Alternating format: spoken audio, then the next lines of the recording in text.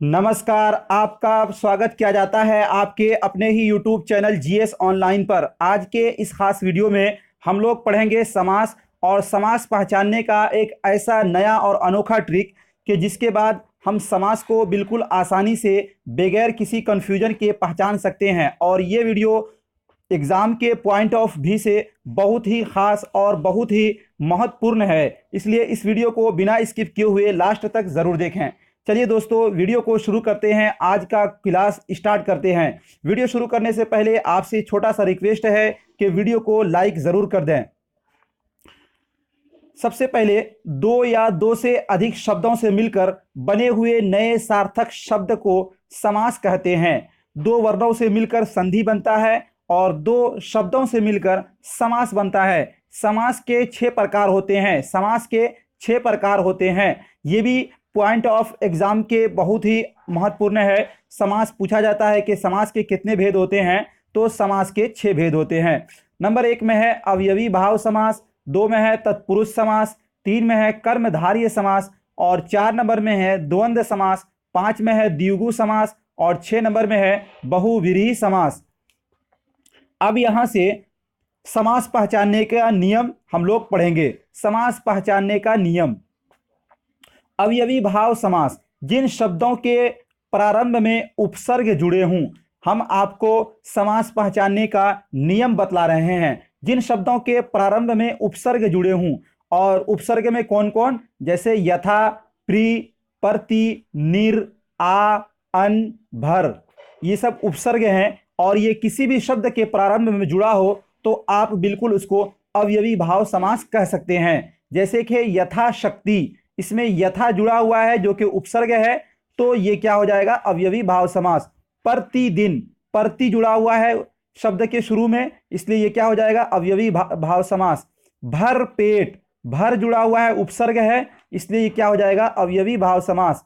आजन्म, आजन्म, आ जुड़ा हुआ है जो कि क्या है, जो कि उपसर्ग है, इसलिए क्या हो जाएगा, अवयवी भाव समास हो जाएगा। प्रतिकूल, प्रति क्या है, उपसर्ग है, इसलिए क्या हो जाएगा, अवयवी भाव समास।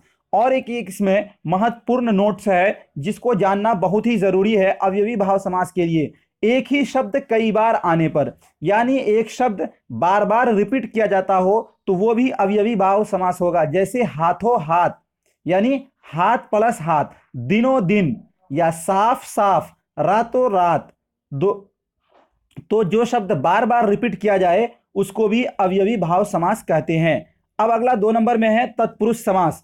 तत्पुरुष समास, समास को अलग करने पर बीच में का, की, को, के लिए, मैं, पर, से निकले, यानी जितने भी कारक चिन्ह होते हैं वो तमाम बीच में निकले। यानी अगर उसको अलग अलग किया जाए दो शब्द को तो उसमें कारक चिन्ह आ जाए तो उसको तत्पुरुष समास कहते हैं। जैसे कि राजकुमार, राजकुमार का मतलब होता है राजा का कुमार, यानी राजा के लड़का को कहते हैं राजकुमार, तो इसमें कारक चिन्ह आ गया का, इसलिए ये हो जाएगा तत्पुरुष समास। अगला है 2 नंबर में वनवास, यानी वन में वास, वन में वास, इसमें कारक चिन्ह आ गया मैं, इसलिए क्या हो जाएगा, ये तत्पुरुष समास हो जाएगा। अगला है नेत्रहीन, नेत्र से हीन, नेत्र से हीन, तो इसमें क्या आ गया, कारक चिन्ह से आ गया। यानी जिन दो शब्दों को अलग अलग किया जाए और उसमें कारक चिन्ह आ जाए, का, की, के, को, के लिए, मैं, पर, से, ये चिन्ह बीच में आ जाए तो उसको तत्पुरुष समास कहा जाता है।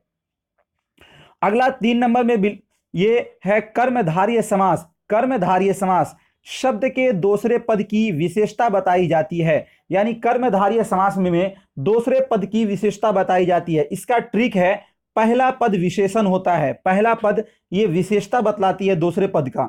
दूसरे नंबर में है कि दूसरा पद की तुलना होती है, दूसरे पद की तुलना होती है। 3 नंबर में है विग्रह करने पर बीच में है जो के समान आता है जो के समान, यानी अलग अलग किया जाए दोनों शब्दों को तो उसमें है जो के समान आएगा। जैसे कि इसका उदाहरण है चरण कमल, चरण कमल, चरण कमल, देखिए चरण जो है ये क्या विशेषण कर रहा है, किसका, कमल का, यानी चरण के समान, के समान यहां बतलाया गया। अगर अलग अलग किया जाए यानी विग्रह किया जाए तो के समान है जो इसके इसमें आता है।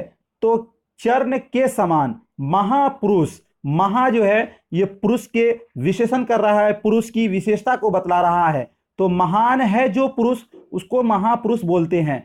तो है जो आ गया, इसलिए ये वाला क्या हो जाएगा, कर्मधारय समास, कर्मधारय समास।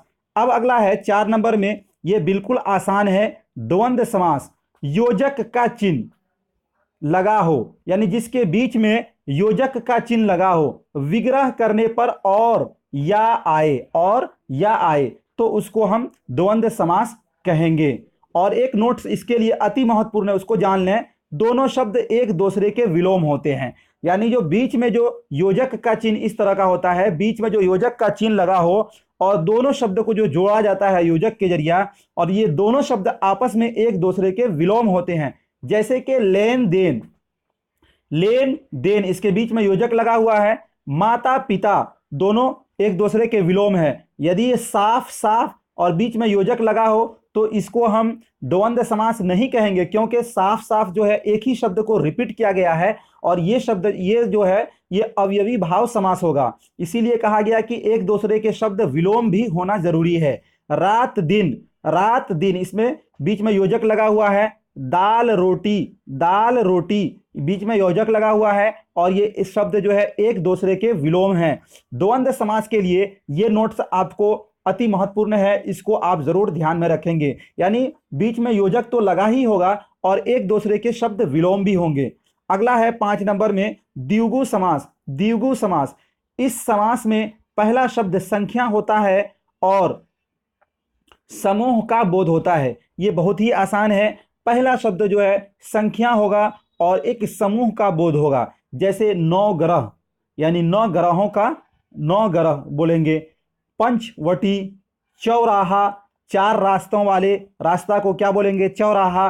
तिरंगा, 3 रंग वाले झंडा को क्या बोलेंगे, तिरंगा बोलेंगे। तो इसके शुरू में जो है ये क्या लगा हुआ है, संख्या लगा हुआ है, इसलिए ये कौन सा समास हो जाएगा, द्विगु समास हो जाएगा। 9 ग्रह, 9 लगा हुआ है, पंचवटी, चौराहा 4 लगा हुआ है, तिरंगा 3 लगा हुआ है, इसलिए इसको क्या बोलेंगे, द्विगु समास बोलेंगे। अगला जो है 6 नंबर में जो कि लास्ट है वो ये है कि बहुव्रीहि समास। बहुव्रीहि समास, इसमें देवी देवताओं के नाम पर्यायवाची शब्द समूह के लिए एक शब्द आता है। व्रीहि समास जो है, बहुव्रीहि समास, इसको आप ऐसे भी बोल सकते हैं, इस समास को किसी दूसरे अर्थ के लिए लिया जाता है, किसी दूसरा अर्थ ये समास बतलाता है। जैसे लंबोदर, लंबे हैं जिसके पूंछ, यानी गणेश जी को लंबोदर बोला जाता है, इसलिए ये कौन सा समास हो जाएगा, बहुव्रीहि समास। देवी देवताओं के नाम, दशानन, दशानन, दशानन, 10 है जिसके आनन, यानी 10 है जिसके सर, तो 10 सर किसके हैं, रावण के, इसलिए इसको क्या बोला जाएगा, बहुव्रीहि समास।